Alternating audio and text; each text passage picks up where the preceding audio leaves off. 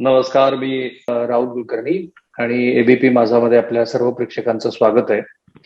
आपल्या स्क्रीनवरती आता दोन गेस्ट आहेत. एक आहेत डॉक्टर माळकुंजे, लक्ष्मण माळकुंजे. ते पुण्याचं जे हार्डिकर हॉस्पिटल आहे तिथून ते आता आपल्या बरोबर आहेत. ते डेंटिस्ट आहेत बेसिकली. नमस्कार डॉक्टर साहेब.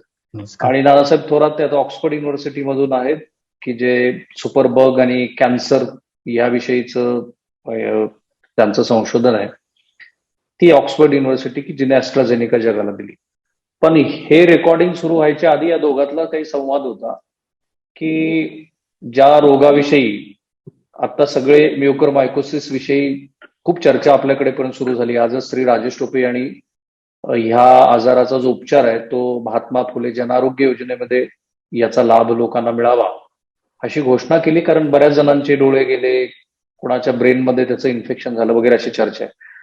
तुमच्या दोघांच्या संवादामध्ये एक वाक्य तर मला दिसलेलं नाही. पण नानासाहेब, आधी तुमच्यापासून मी सुरू करतो की बेसिकली ही जी चर्चा आहे की स्टिरॉइडचा अतिवापर, अनकंट्रोल डायबिटीस आणि बेसिकली कोविडमुळं इम्युनिटी सप्रेस होणं, अर्थातच इम्युनिटी सप्रेस करणाराच हा आजार आहे, अधिक स्टिरॉइड, याच्यापासून ते होतं. पण तुमचं थोडंसं मत वेगळं दिसलं मला.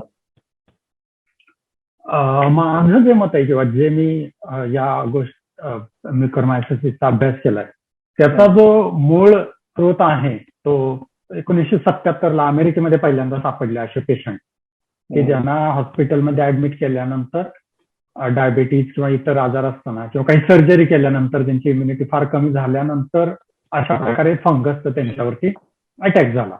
मागे 2 महिन्यापूर्वी सुद्धा एक फंगस आलेला होता, त्याच्याबद्दल सुद्धा चर्चा होती. तो सुद्धा आता हॉस्पिटलमधूनच आलेला होता, जपानमधून. अशाच प्रकारचा हा सुद्धा फंगस आहे. हा सगळीकडे आहे निसर्गामध्ये. ते फंगस ज्याला आपण बुरशी म्हणतो ती सगळीकडे असते. झाडांच्या वरती, सगळ्या शेतीमध्ये, मातीमध्ये असते, ती भिंतीवरती असते, सगळीकडे असते. ती आपल्यावरती म्हणजे त्याचा जो सोर्स आहे आपल्या श्वसना वाटे, काही वेळेला ब्लड वाटे सुद्धा ती जाते. पण ती गेल्यानंतर काही लगेच अटॅक करत नाही जसा व्हायरस करतो. त्याला योग्य वातावरण मिळावं लागतं. योग्य जोपर्यंत वातावरण मिळत नाही तोपर्यंत ती अटॅक करत नाही. ही जी बुरशी आहे हिचं जे योग्य वातावरण आहे ते आयर्न मिळालं पाहिजे तिला ग्रो होण्यासाठी.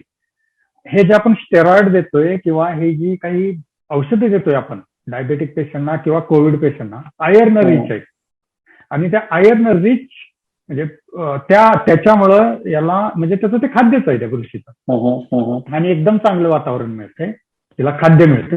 आणि जे तापमान आहे, जे बाहेरचं वातावरण आहे ते त्याच्यासाठी पोषक आहे, शरीरातलं आणि बाहेरचं सुद्धा. त्यामुळे ह्या पेशंटवरती ते अटॅक केला जातं.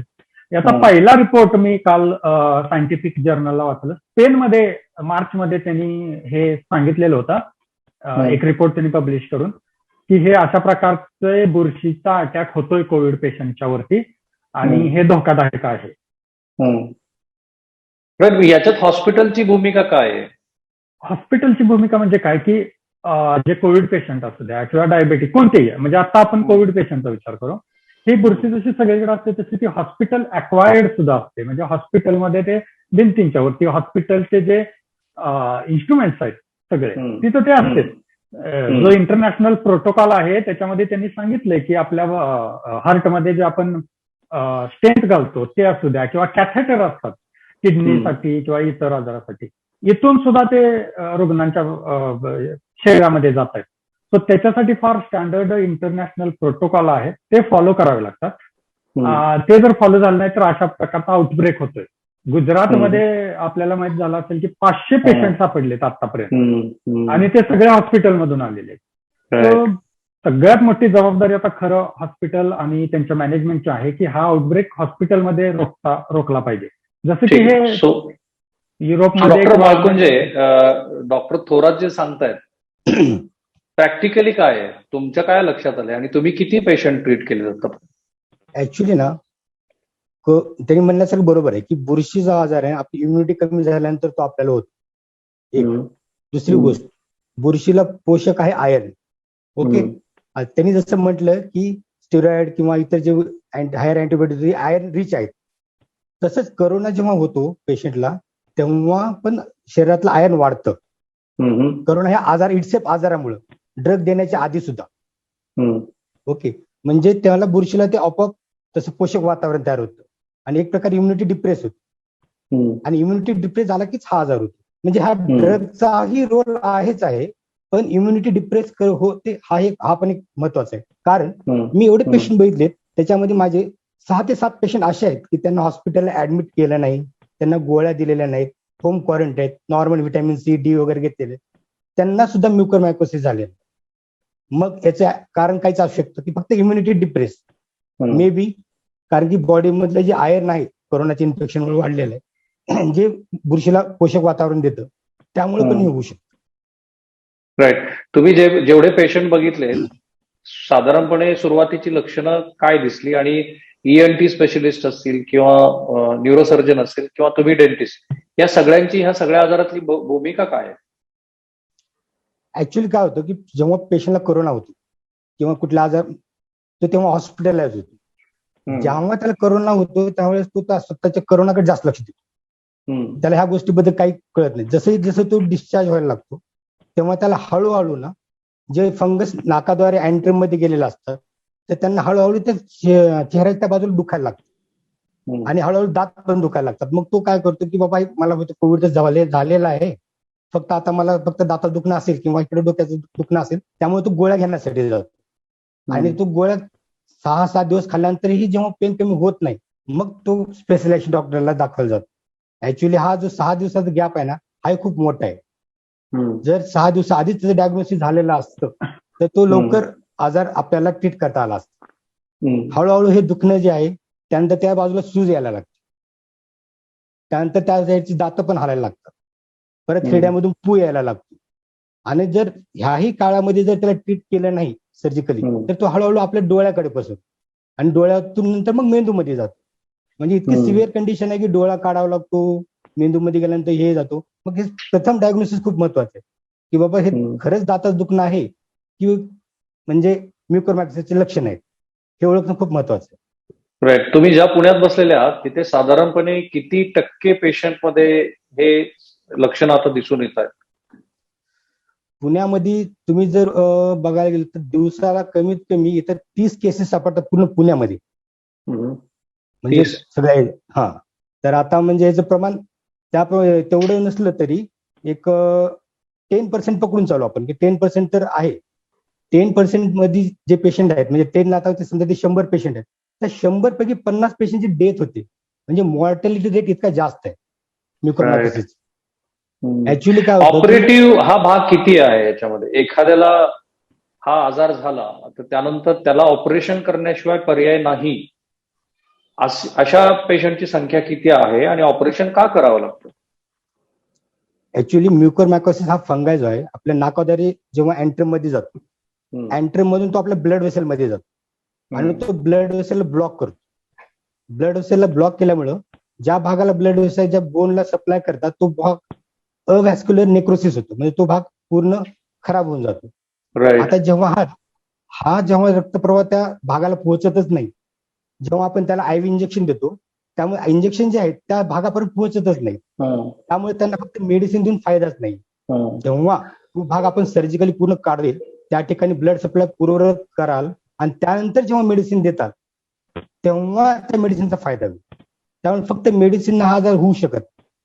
डॉक्टर थोरात, माझं असं मत आहे की मी जेवढं काही आता इंटरनॅशनली फॉलो करतो माध्यमांना, इतर देशाच्या तुलनेमध्ये भारतामध्ये अर्थातच रुग्णांची संख्या जास्त आहे आणि तुम्ही म्हणताय तसं कदाचित हॉस्पिटलमधलं मिसमॅनेजमेंट अधिक असावं, पण त्याशिवाय स्टिरॉइडचा एक्सेसिव्ह वापर हा भाग किती असावा? हा तर सगळ्यात मोठा कारणीभूत आहे. कुठल्याही आजाराला स्टिम्युलेट केलं जातं. म्हणजे तुमच्यामध्ये तो आजार असतो, बुरशीसारखे किंवा बॅक्टेरिया, काही टीबी सारखे बॅक्टेरिया हे आपल्या शरीरात असतातच. तुम्ही इम्युनिटी वीक झाली की त्यांना वातावरण मिळतं, त्यांना जसं आपण प्लेग्राऊंड चांगलं मिळतं आपल्याला खेळण्यासाठी, तसं त्यांना ते बॉडी ऍज अ प्लेग्राऊंड मिळतं. तर स्टेरॉइड हे आपली इम्युनिटी सप्रेस करतात. अँटीबायोटिक तसंच करतात. अँटीबायोटिक इम्युनिटीला सपोर्ट करण्यापेक्षा बॅक्टेरिया वगैरे यांना किल करण्याकडे जास्त लक्ष असतं, किंवा जे अँटी फंगल ड्रग आहेत ते सुद्धा तसेच असतात. ते इम्युनिटीला सपोर्ट करण्यापेक्षा फंगलला किल करण्यात कडे मदत करतात, म्हणजे तिथं किल करतात. आणि आपली इम्युनिटीकडे लक्षच जात नाही, आणि आपली इम्युनिटी मग कोविड सारखा असेल किंवा इतर आजार असेल, डायबिटीज आहे, ज्याच्यामुळे वीक होत जाते. आणि याचा सगळ्यात मोठा परिणाम दिसतो. तो प्रत्येक औषधाचा जेवढे फायदे असतात तेवढेच साईड इफेक्ट पण असतात. काय होतं की आपल्याला आपल्या फ्रेममध्ये फायदेच दाखवले जातात. आता ह्या थोडं कोविडमुळे वगैरे लोक साईड इफेक्ट पण बघायला लागले, की स्टेरॉइड वगैरे हे तर कॉमन झालंय इंडियामध्ये. अँटीबायोटिक जे की कुणी आता फार्मसीमध्ये जाऊन सुद्धा लोक घेतात.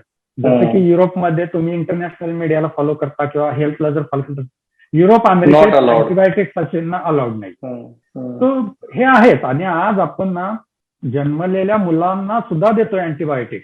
मुलांना कावीळ होते किंवा काही बॅक्टेरियल इन्फेक्शन होतात त्यावेळी त्यांना अँटीबायोटिक दिले जातात. अच्छा, मायक्रोम्युकोसिसचे तुम्ही ज्या युके मध्ये आहात तिथे किती केसेस रिपोर्ट झाल्या? गेल्या वर्षी त्यांनी मार्चमध्ये त्याच्याबद्दल एक रिपोर्ट सांगितलेला होता. आणि केम्ब्रिज युनिव्हर्सिटीनं अजून एक त्यांनी रिपोर्ट जाहीर केलेला होता हॉस्पिटलमधला, की जरी आपण हॉस्पिटल डिसइन्फेक्ट केली किंवा स्टँडर्ड वापरला तरी ते कुठे ना कुठेतरी आहे. सो त्याच्यासाठी काहीतरी नवीन स्ट्रॅटेजी वापरावी लागेल. दुसरं कसं की फंगस हे इकडं कॉमन आहे. थंडीच्या दिवसामध्ये, विंटरमध्ये फंगस फार असते इकडं, फार फंगस असतो. आणि त्याच्यासाठी इथली लोक तयार असतात, त्यांना माहित असते फंगल इन्फेक्शन येतात, त्यामुळे ते अँटी फंगल ड्रग किंवा काळजी घेतात. आपल्याकडे अँटी फंगल किंवा फंगल ह्या गोष्टीच माहित नाहीये, त्यामुळे आपल्याकडे काळजी घेतली जात नाही फंगल आजारांच्या बाबतीत. आपल्याला वाटतं की फंगल म्हणजे थोडं शरीरावरती कुठंतरी क्रॅचेस येणं किंवा आग होणं, तेच फंगल इन्फेक्शन आहे. शरीराच्या आतमध्ये जे फंगल इन्फेक्शन असतं त्याच्याबद्दल आपल्याकडे फार कमी माहिती आहे. दुसरी गोष्ट अशी की आता पावसाळा सुरू झाल्यानंतर ज्या ठिकाणी जास्त पाऊस होतो, फार म्हणजे सह्याद्रीचा जर पट्टा बघितला आपण तर तिथं फार पाऊस होतो, अशा ठिकाणी फंगस फार ग्रो होतात. मग ते घरामध्ये असतात किंवा बाहेर वातावरणात सुद्धा फार असतात. तर त्यावेळी आउटब्रेक होण्याची फार मोठी शक्यता आहे, कारण ते वातावरण त्याला पूरक असते, पाऊस असतो. ठीक. डॉक्टर माळकुंजे, हा प्रश्न आहे की आयसीएमआरच्या ज्या गाईडलाईन्स आहेत त्या गाईडलाईन्स जर बघितल्या आपण तर त्याच्यामध्ये स्टिरॉइडचा वापर खूपच मर्यादित करावा. खास करून जे माइल्ड आणि मॉडरेट पेशंट्स आहेत त्यांच्यामध्ये स्टिरॉइड वापरूच नये, आणि गरजच पडली तर त्याचा जे काही प्रमाण आहे ते अतिशय कमी ठेवावा, अशा त्या स्पष्ट सूचना आहेत.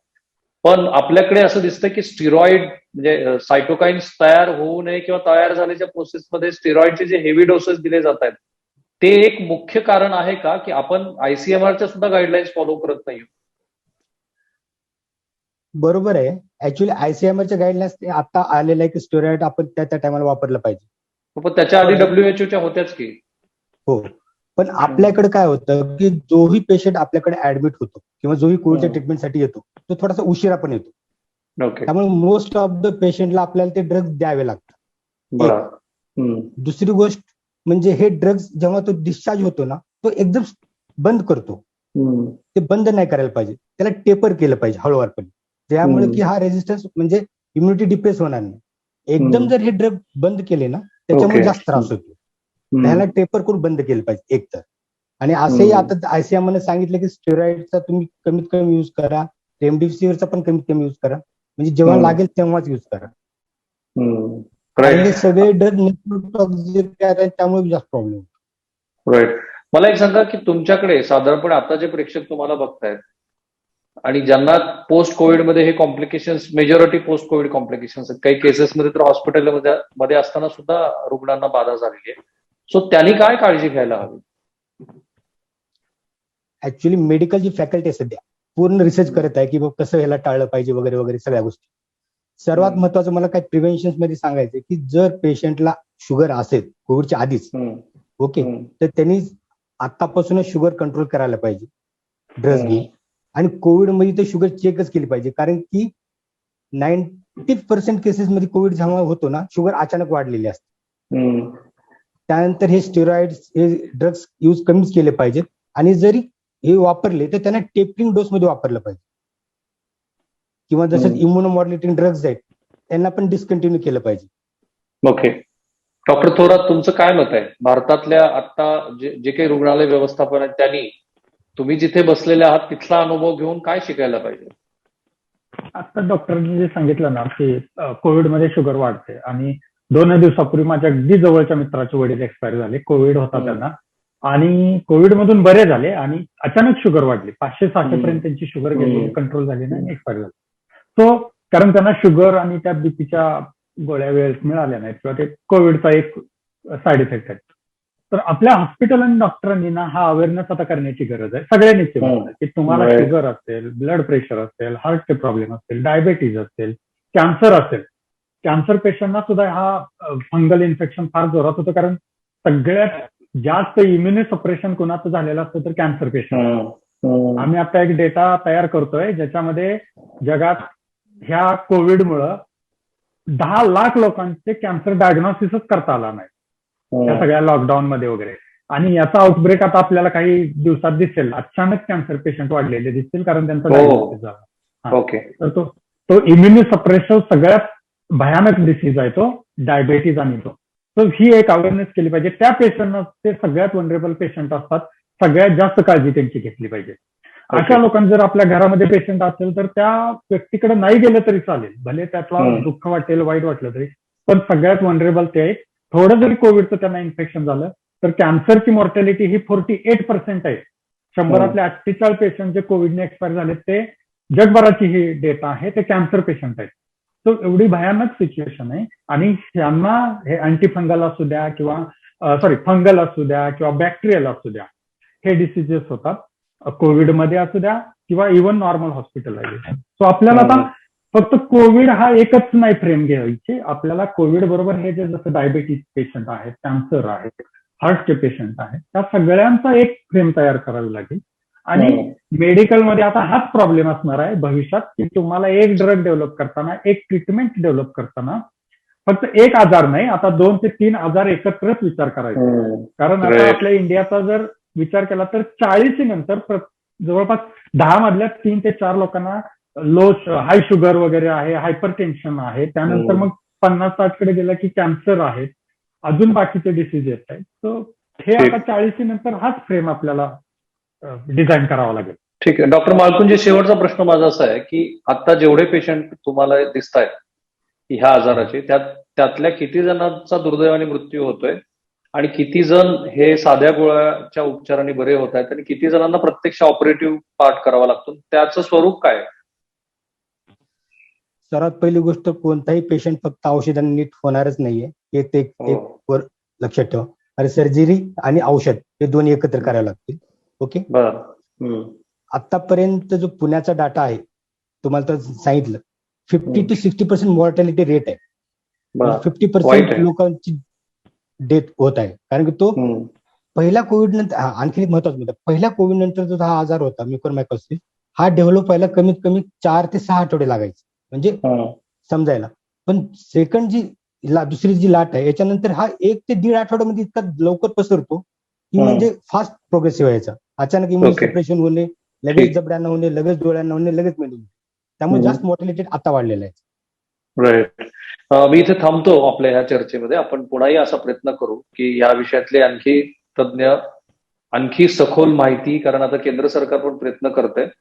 पण आता सगळेच डॉक्टर झालेले आहेत म्हणून ह्या 2 संशोधक आणि दुसऱ्या डॉक्टर समोर मी माझं वैयक्तिक मत मांडतो की अनेक डॉक्टरांशी बोलल्यानंतर मला दुसऱ्या लाटेमध्ये जे माझं निरीक्षण आहे ते असं की कोविडच्या ह्या दुसऱ्या लाटेमध्ये मिसमॅनेजमेंटचे बरेचसे मृत्यू आहेत. मिसमॅनेजमेंट दोन्ही पातळीवरती आहेत, रुग्णांच्या पातळीवरती पण आहेत आणि खास करून शासकीय रुग्णालयातल्या व्यवस्थापन पातळीवरती आहेत. रुग्णांच्या पातळीवरती हे आहे की ज्यांचा ज्यांना शुगर आहे किंवा ज्यांना हायपर टेन्शन आहे ते मधल्या काळामध्ये त्याचं व्यवस्थापन झालेलं नाहीये. रुग्ण ज्या वेळेला हॉस्पिटलाइज होतोय त्यावेळेला तिथे त्याच्या या 2-3 किंवा अंडरलाईन इतर कुठले आजार असतील त्याचंही व्यवस्थापन होताना मला दिसत नाहीये. प्रायव्हेट हॉस्पिटलबद्दल मी लगेच कमेंट्स करणार नाही. काही हॉस्पिटलचं मॅनेजमेंट बऱ्यापैकी चांगलं आहे, काही शासकीय हॉस्पिटलचंही बऱ्यापैकी चांगलं आहे. पण त्याहून अधिक महत्वाचं की अजूनही आपल्याकडे औषधाच्या पातळीवरती सगळा अंदाधुंद कारभार मला दिसतोय की किती प्रमाणात, कशा पद्धतीनं, कुणी कसं वापरायला पाहिजे आणि कुठल्या स्टेजला काय वापरायला पाहिजे याच्याविषयी बरेच जण वेगवेगळे प्रयोग करताना दिसत आहेत. सो या नोटवरती आपण थांबूया. तुम्हाला आमचे हे जे व्हिडिओज आहेत हे तुम्हाला कसे वाटतात ते जरूर कळवा आणि याच व्हिडिओ खाली कमेंट्स करा तुम्ही. तुमचे प्रश्न नेक्स्ट टाइम आपण घेऊया. Thank you so much doctor, both of you. Take care. ABP Majha, उघडा डोळे बघा नीट.